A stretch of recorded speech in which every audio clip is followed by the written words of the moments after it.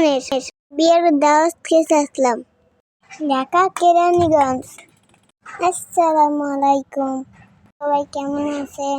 ভালো আছেন তো? আলহামদুলিল্লাহ, আমিও ভালো আছি। আমরা এখন গেট দিয়ে ঢুকেই পারলাম।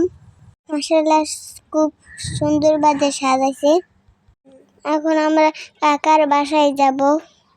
গায়ে হলুদ বিবাহের দাওয়াত দিয়েছে। কাকার এক ছেলে এক মেয়ে, তার ছেলে বড়, তারপরে মেয়ে, সেই মেয়ে আজকে বিবাহ অনুষ্ঠানের জন্য সেন্টার রাখা রয়েছে।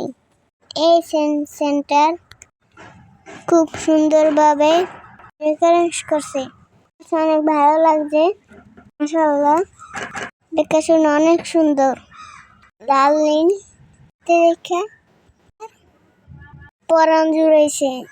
জমর অনুষ্ঠান আমি অনেক পছন্দ করি। আর যদি থাকে আত্মীয় স্বজন, তাহলে তার কথাই নাই। আনন্দ আর আনন্দ, মানে খাওন আর খাওন। পুরো ডেকোরেশনটা শেয়ার করি আপনার কাছে।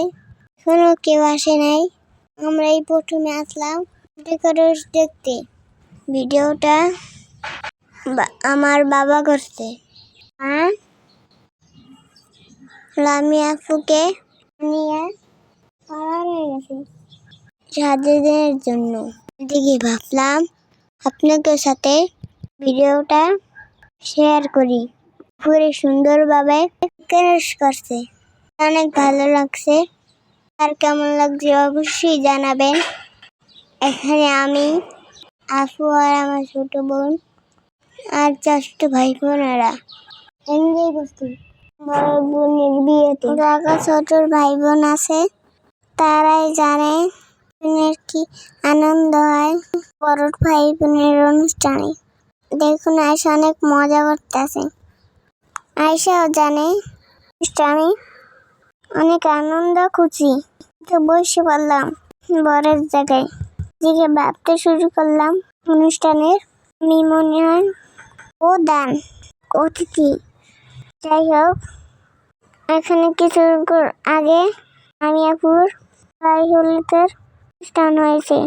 অনুষ্ঠান শেষে আমরা এখানে বসলাম, সবাই খাইতে আছে ক্যামেরার পিছনে। আর আমরা গায়ে হলুদের শেষ অংশটুকু শেষ করলাম। ভালো লাগছে। এটা আমার ছোট্ট পরিবার। বড় আপু বাবাকে খাওয়াইয়া দিচ্ছে।